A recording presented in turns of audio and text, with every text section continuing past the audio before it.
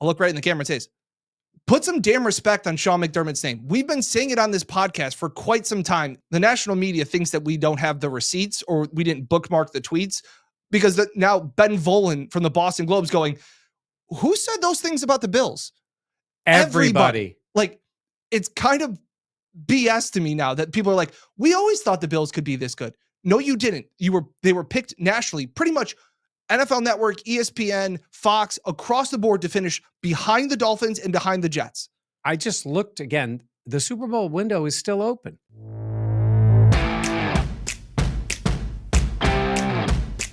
We'll start with this question from Robin. So there's still a damn good defense. I have zero problem with them bringing this guy in. Hey everyone, welcome back to the Buffalo Plus YouTube channel presented by Connors and Ferris. Mike Catalana, Dan Fates here. Jenna getting some rest. We are here with another edition of You Ask, We Answer, presented by Stella Roofing, Windows, and Sidings. Please be sure, as always, to like, comment, and subscribe, and share, as Jenna says, yes, to share, because she's a great host. And, you know, sometimes I know already you've written, where's Jenna? Yes. She shot the game Sunday. She was running around the game Sunday. She has a life. Yes. She needs a couple of minutes off. Absolutely. So, yeah. And you don't have much going on. Not at all. Yeah. Not at all. So a lot of good questions came in this week, kind of breaking down a little bit of what you saw from the game, what your thoughts are, what you think the game plan could be for Kansas City facing the Chiefs, and then just some vibe checks. I think that are really good questions, Mike. And we'll start with right off the bat, just I like to start maybe a little bit more specific, and then we'll get more open with it. From TJ6611, do you think the Bills should activate Dwayne Carter for more juice on the D line? This is the way I look at those kind of decisions. Yeah. They're with them all the time. They are. They see what they see in practice. They have to trust the D-line coach. They're in the building. They are in the building. So while from the outside, sometimes I'm like, wouldn't Dwayne Carter be a guy that could make some plays for them? I don't. They must obviously not believe that he's ready for this. Correct. Because they've had opportunities to put him out there. And whether it's the injury that he's having to overcome, whether that's one thing or another. But I guess I'm a little bit surprised because he did show flashes in games. But I always kind of scoff when people sit there and say, oh, the coaches don't know what they're doing. They're not playing this guy. They're not playing that guy. Like, they're in the building. Yeah. Like, I know we use it as a joke, but they really see him on a day in and day out basis. And they're trying to put the best 53 or 48, whatever they can have active on the field for a game. Yeah. It's about trust a lot of times, especially in the defense. And we joke about things like gap integrity. Yeah. But you make one mistake, like against the Chiefs or against the Ravens. Yeah. It goes to the house. And so listen, I liked those flashes that we saw, but I think because it's playoff time. Now, I say all this, maybe for some reason, this week when they put the game plan together, a good example would be, remember when they went to Detroit and they needed a corner to play? Yeah. It was and we thought it might be Ingram. Yeah. And they were like, no, in this scheme, for what we're going to try to do, it was Kaiir Elam. Yeah. And not exactly a guy they trust, but they felt for that team, it worked better. I mean, you could say it did. I mean, they give up a lot of points, not specifically to him. They may feel like Carter gives them something in this game. I just don't expect that to happen. No, especially for a physical game like we saw against Baltimore. You thought you'd want to have more size there. I think Jordan Phillips has been a pleasant surprise for what they got. Again, when they picked up Jordan Phillips and Quentin Jefferson, they were two guys that really hadn't played. Like they talked about having to get them up to football shape again. So to me, they have their size that they want at their defensive tackles, and Dwayne Carter seems to be the odd man out there. Yeah, and Mike's got all kinds of notes. Well, this is about the Chiefs in general. Pacheco runs hard, all those things. He's done nothing since he's been back. Correct. His numbers are not good. Hunt's been actually sneaky good this year. Yes. And Pacheco missed that whole stretch and he came back and he was hurt. He's not at the moment, he's not the same player. Yeah. Doesn't mean he won't be on Sunday, but he's not the same player. So it's a different running game, even though we've seen the Chiefs run the ball well. Yeah. It's not Derrick Henry. Right. In this game. So again, in the building, I would say probably not this week. Yeah. Another good question from Ray Skarzinski.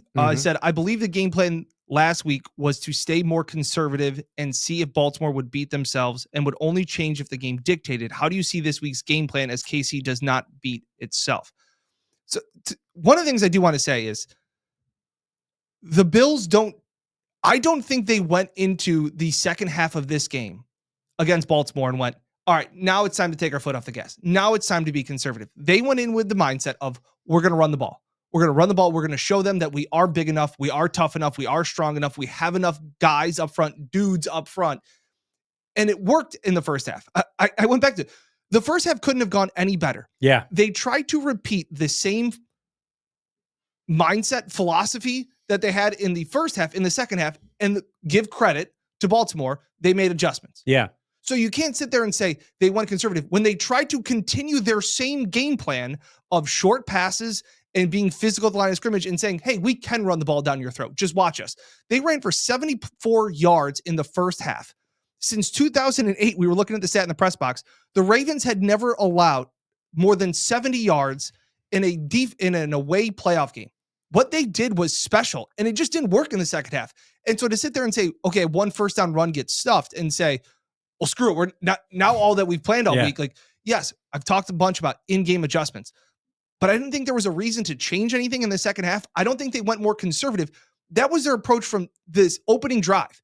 The Ravens scored, and they didn't say, oh, crap, we were going to run the ball. Now screw it. No, they went 9 plays. They ran the ball 20 times in the first half through 7 passes. Like, that was their mindset of philosophy. I don't think it was conservative at the end, Mike. So do you think that changes heading into this week against Mahomes, Reed, and the Chiefs? They put that on tape and put it on tape in a big game. It could a little bit. Yeah. They could say, Kansas City thinks we're coming out and we're going to try to run the ball down their throat, and they start throwing it. I don't think so, but I'm leaving everything open. Like, they hold on to certain things for certain matchups. You guys all know they have been obsessed with the Chiefs. They play them every year. Chiefs have seen everything they run. They've seen everything the Chiefs run for the most part. So if they were holding something back or had a different idea, this would be the time. Sure.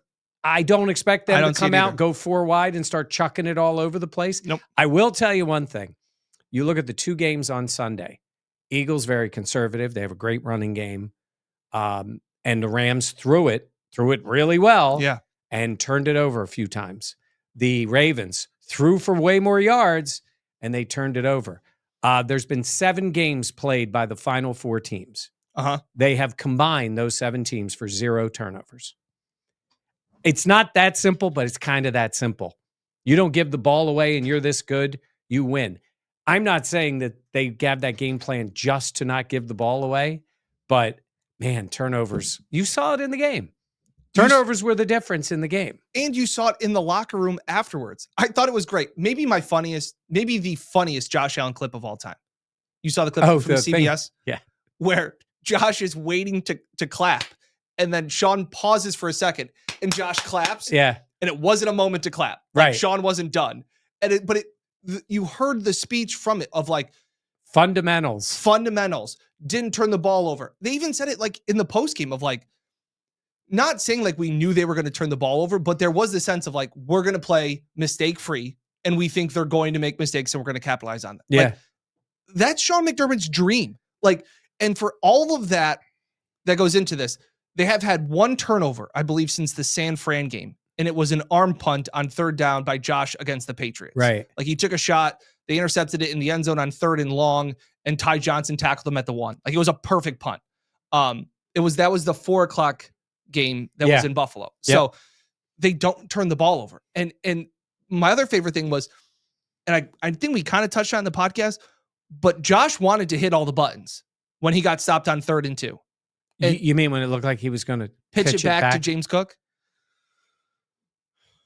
And we give the offensive coordinators a ton of credit, and we give Josh a ton of credit. That's also McDermott. Yes. The head coach beating it into his quarterback of, we can't make these mistakes. I always quote Chris Long here. I think Chris Long was talking about Josh knowing the time and the score. He didn't know it younger in his career. It was just sugar high, make a play, knowing circumstances. And I don't mean knowing it when you walk up to the line. I'm talking about knowing it when you're getting tackled. You're ahead. A field goal is massive. Massive. And it turned out to be. I'm going to ask Josh. About, were you going to pitch it? Yeah, we have to. Like, there was a thought. Yeah. Because unless he's going to, you know what he'll do? He'll go. He'll laugh. Nah. Why would I do that? No. Yes. That's what it'll be. But it's a mindset now that he's thinking, this is what I do. And I always think about the stats. And I did it this week. I looked at the numbers for Josh in the playoffs because he's been slightly above 500 quarterback in the playoffs. Yeah. Nobody cares about the stats when you win. Nobody. And I know that's like a thing, but it's kind of like, I think Josh has gotten so far past the whole stats thing and yardage. It's just about winning. He's already put up incredible numbers in his career. A lot of guys can put up numbers. So I think in terms of the way they run it, first of all, he was very impactful in the run game, just even getting in the end zone. Massive. As we saw with the Ravens. Yep. How are the Ravens not better in the red zone? In the deep red zone, what do they call it? The plus red zone? Yeah. There's some phrase, but I mean, they have the quickest guy to ever play quarterback, the probably, biggest running back. And the biggest running back, he's, and they're not a great close red zone team. Yeah. And the Bills have a Buffalo to run in the end zone. So I was thinking about this aspect of, we always make comparisons, baseball or golf. Right. I got a golf one for you. Go ahead. And I was wrong in the sense of, I thought this game against Baltimore was going to be who can take the shot. Yeah. Like who can make the most plays, right? That's what I kind of thought that this game was going to. And it really turned out to who makes the least amount of mistakes is what we saw. The Bills punted 3 times. The Ravens didn't, but the Ravens turned the ball over 3 times. Huge momentum swings. And now when you look back at the big picture of what the Patriots did for their dynasty, what the Chiefs did, it wasn't always these wow plays. It wasn't those great shots on the par 5 that you reach the green to set you up for an eagle. It was the perfect layup.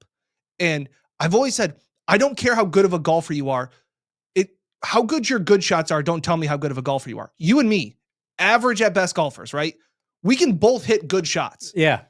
The difference is that our bad shots are really bad. Okay. Yes. And Lamar has had a lot of bad shots in the playoffs. He had 0 games this year with 2+ turnovers. He had 2 against Buffalo. He's had now 8 playoff games, and he's had 2 turnovers in 4 of them. That's 50% of his games. He's going to turn the ball over twice. Yeah. And I'm sorry, I do want to have one knock on Lamar of like, oh, it wasn't his fault in the interception. It was a misread, a miscommunication. That's part of an interception. Yes. Is not being on the same page with your quarterback. So for as much as you want to say, well, Bateman maybe ran the wrong route. Okay, it's still an interception. Like, the interception doesn't count towards Bateman. It counts towards Lamar, and Lamar threw the ball. It's funny with Lamar. People do bend over backwards on both sides. I saw Chris Sims blaming Lamar for the pass to Mark Andrews. Which one? The last one. Because? The throw was late. Should have been quicker. And I think he was even questioning the placement of the ball. I like Chris Sims. Nice guy at the combine. He's always very complimentary of Josh and the Bills. That's a bad take. So, I mean, are you really? I mean, look, if that's Josh Allen, I'm saying, Josh, put it right in his freaking stomach. Catch the ball. Yeah. So, I'm sorry. Don't get me through it late. I don't care if he even did throw it a little bit late. I don't care if he threw it underhand. Like, catch the ball. Hit him in the and then there's other people who want to make every excuse for him. Yeah. And I think he is that kind of player for a lot of reasons that people go one way or the other. There was a lot of, why are we so quick to blame Lamar? And did the Bills win the game? I mean, even I saw PTI guys, the questions. Did the Bills win the game or did the Ravens lose it? I don't know. I thought Terrell Bernard made an incredible play to knock the ball loose. Yeah. I thought Damar Hamlin grabbed a hold of him, made him make a play, and then the ball comes out. That is a defensive play. Not every time you knock the ball loose is it drilling the guy with a shot. He made a play there. They made those plays. The Bills' defense was it was a floated up pass in the right spot when they picked him off. Yeah. Like, there is credit there. And to say it that way is kind of comical to me. That's KP Wilson's question. Said the Bills had a great game plan on Sunday. They did just enough to win, which is all that Josh talked about all week. One more point. The defense threw out 3 unique linebacker sets. They were more aggressive on defense. They blitzed Lamar on like 46% of the plays. They played man more than they have ever played. Part of that was Zay Flowers. But to finish the question, more aggressive on defense than almost ever under McDermott. What will it take for this team to get credit from the national media instead of being seen as a benefiting from their opponent's mistakes? And that's why I kind of cut you off, because that's a great question. It is. Because I'll look right in the camera and say, put some damn respect on Sean McDermott's name. We've been saying it on this podcast for quite some time. This seat included the most, probably. And I said that's what I felt good about going into this game, was that Sean McDermott, and Giardi talked about it on here too, the willingness of Sean to adjust. Yeah. And that he hasn't been this guy before. And he's learned from his mistakes. He even talked on Monday about being more aggressive. He learned on those 4th downs on when to go for it. Not going back to the 2020 AFC Championship game. He's like, that was one of those games, he said, that made him change. So he's talked about scars. This Bills team has talked about learning from those failures. Give Sean credit, because I think previous Sean would have sat in nickel defense and went, oh, darn, they beat us. We don't match up well. But no, he instead put it to the Ravens and threw a better counter punch. Think about what he's doing. I think he trusts Taron Johnson maybe as much as any player he's ever had. The whole defense base for the Bills is nickel defense with him in the slot. Dorian Williams, tremendous athlete, aggressive, all those things. I don't know if highly trusted is there yet. Maybe that takes another year. And yet they started the game with Dorian Williams and 3 linebackers, and they played that. And we talked about it's tough to blitz Lamar, and it ended up being effective in the game because I don't think the Ravens expected it. Agreed. And not all blitzes are created equal. So to sit there and say, well, they sent 5 guys. Well, what are you doing behind the blitz? What are you doing to confuse them? And I thought they confused Lamar at times. Look, there were some jailbreaks. There were guys that were wide open for plays. Right. And we saw that. But I thought it was effective enough of getting Lamar off his spot and making Lamar a true passer at times. You saw some of the guys were open and Lamar just missed them. Missed them by yards. Yeah. And by the way, back to McDermott and talking about him getting credit, I asked him about the decision at the goal line. I thought his decision was both simple and made total sense to me. Absolutely. 1 yard, we're going. 2 yards, we have a decision. 3 yards is too far. And he will reference a lot. I know what it says on the scoreboard. He's right. Because sometimes it says 2, and you're sitting there looking and going, that's a long 2. And he's the guy that runs down the sidelines from us being there, Jenna and myself. Like, the fact that he goes down there and looks like he's all the way down the field going, okay, because the scoreboard's not always right. So what you're seeing on the scoreboard, what you're seeing on the TV broadcast may not be.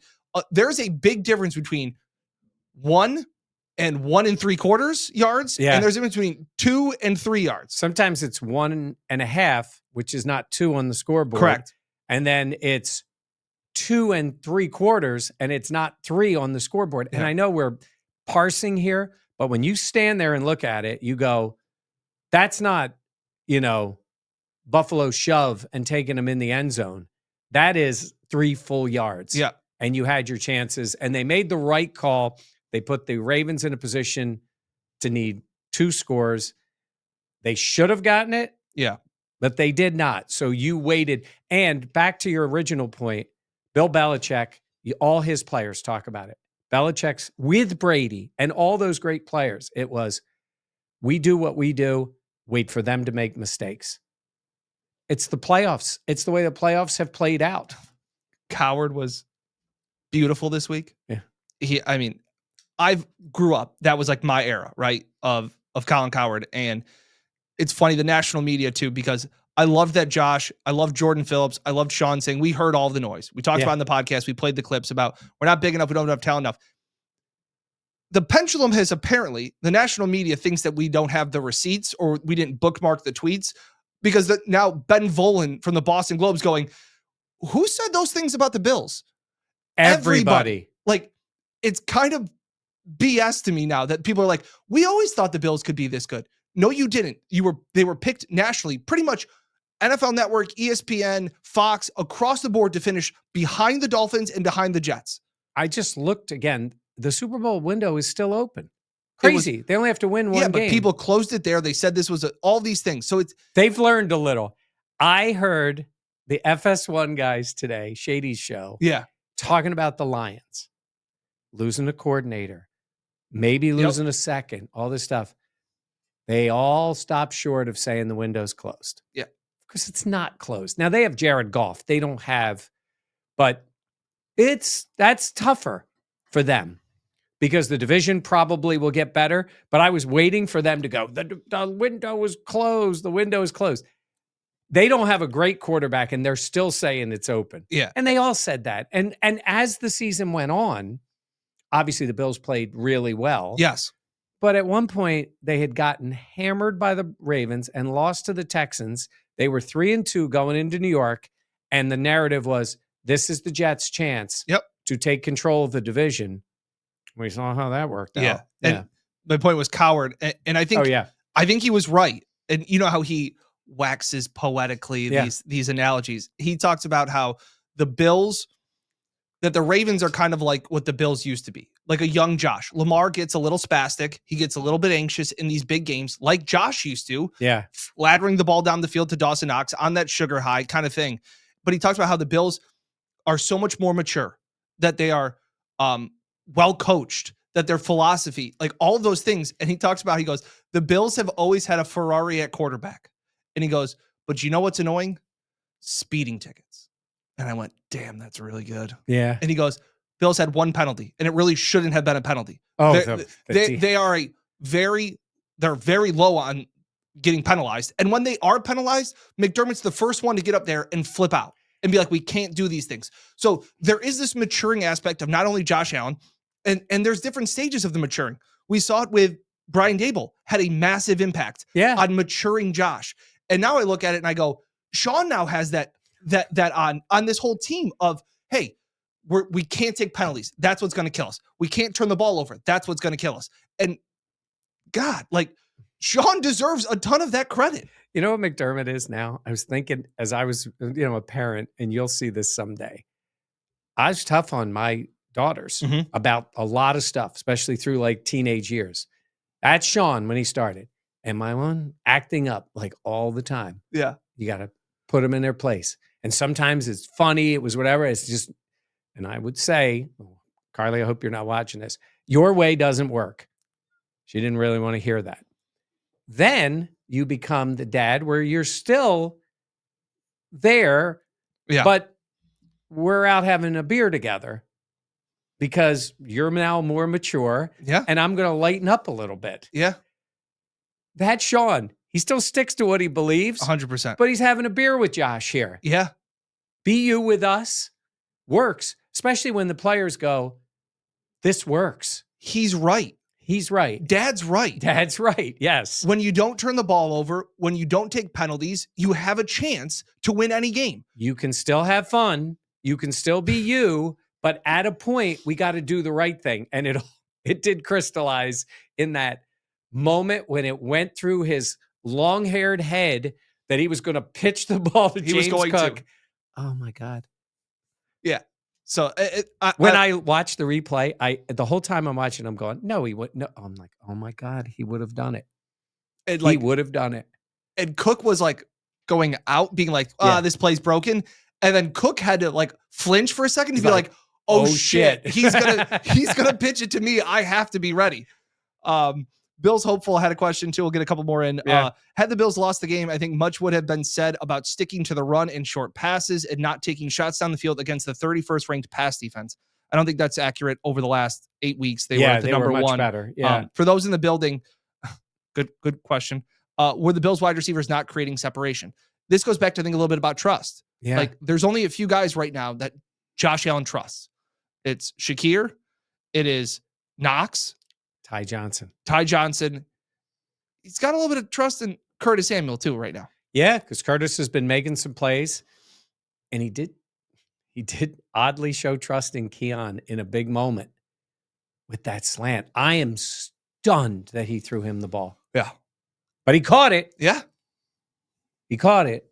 That's how you earn trust. The Lions game, wide receiver, was it the Lions game? Young wide receiver slipped and fell. Maybe it wasn't. I'm trying to remember which game it was. Opponent?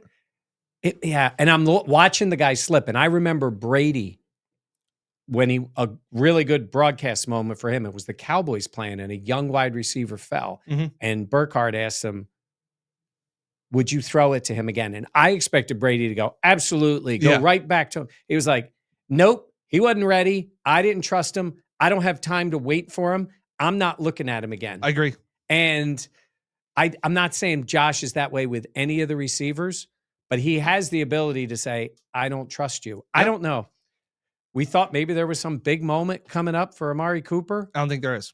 It sure doesn't look like it. Yeah. It may happen. He may get what? He did have Mac deep and missed him. Yes. Because Mac was early back on, there. first play of the game. Yeah. Angela Sucro said, how worried should we be about the offense? Did Brady hold back the passing attempt in the last game, or were we back to week 4? Did not like the second half of the game. Should have put them away sooner. Love from Montreal. I think this is who they are. I think they are. His numbers are what they are. They weren't spectacular. He still had a massive impact on that game. Right. So like there will still be those moments where Josh, again, I think we all hated the Dawson Knox screen pass. Terrible. But I think for the most part, like they're riding with the 5 dudes up front and Josh. Like that is who they have the most trust in on this offense. They trust their offensive line more than they trust their wide receivers. Yes. Like that's just a fact. And they think they're bigger and bad enough than anybody that they're going to face. And that's where I still think where people are asking like, hey, do you think the game plan is going to switch? I think that the Chiefs, they'll be able to run the ball on the Chiefs. They will be able to run the ball on the Chiefs. McDuffie is a stud. They're getting healthier in their secondary. I don't expect all of a sudden to then see Josh throw the ball 40 times a game if they don't have to. And the Chiefs will blitz, and they blitz from any spot on any down. That's the thing you have to be ready for. Memo to the Texans, like they will blitz you in these circumstances. But I think this is who they are, but it's a nice problem to have when you do have Josh Allen as the quarterback, and he will find a way to make those plays. He will be running around at the stadium on Sunday. Yes. Like he will be running around making some plays, but I do think they are a run first offense. I think so too. Yeah. One last question from Eel. This is like a big encompassing question. Maybe I've reached new levels of quote, this is our year optimism, but this team feels different from your perspective as quasi insiders. Oh, we only got quasi? What feels different about this team than other you Maybe he's covered? thinking of inside the building. You can only be so inside. I'm going to give him the benefit of the all doubt. right. But we are. It seemed like a little bit of a backhanded compliment of quasi insiders, but not real insiders. But your feel, and like I said, I think after this game, you saw the emotion of Josh and some of the players of the doubters, and you saw that relief. I still go back to like, I was thinking of like the Kobe Bryant, like job's not finished. Yeah. Like, why aren't you, job's not finished? Like, have we finished yet? So I do think that in years past, there was this young, dumb vibrance of we've made the AFC Championship game. This is awesome. I think this time is much more composed of, hey, we handled the Ravens.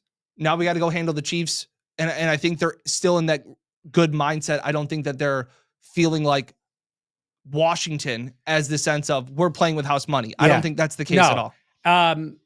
There is making the Super Bowl is a massive accomplishment. You're there to win it. But making it is that is a defining moment for players. While it's great to say you've been to the conference championship game, there's just something about making a Super Bowl. And obviously once you're there to win it. That is the real step. This was more of the non-negative. Yep. We're not stopped in the division round again. Now they've made it twice. They've bookended to the Chiefs in 2020 and now this year. They've been to that championship. They're playing there, whatever. They got there. 1 seed, 2 seed, they're in this game. Fine. But getting to the Super Bowl elevates Sean, elevates Josh. You are a Super Bowl coach. And then the goal is to get there and to win. Bless you. Or I thought you were going to cough. You coughed? Yeah, I'm just coughing. So I think it's big. I will say this team, what gives me confidence is we talk about games of the year. And I know regular season's different than playoffs. Chiefs, they won it. Lions, they won it. Ravens, they won it. Mm-hmm. Game of the year Sunday. We will have plenty more coverage. As we recorded this on Tuesday, we're going to get this video out as soon as possible. We're going to talk to Haley Lewis, who covers the team. She's a Mount Rushmore of recurring guests. Yes. I was thinking about it. Her, Janae, and Giardi. And then if we want to throw in like Shady. John Burton. Tennessee Titans. Yep. Yes. Big. So we've had people that have come on here before. So we will have that coming up for you on Wednesday. Mike, Jenna, and myself will all be at practice. Then we are all heading out to Kansas City. Yeah. Thursday night live podcast. Yep. We'll have that. And then we'll be out there, maybe doing something live out in KC. We will let you guys know. We will let you know. Yes. What we're doing. Appreciate it again. Thank you for your questions.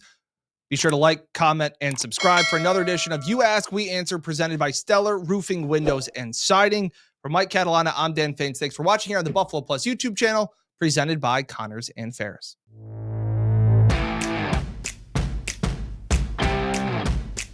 We'll start with this question from Robin. So there's still a damn good defense. I have zero problem with them bringing this guy in.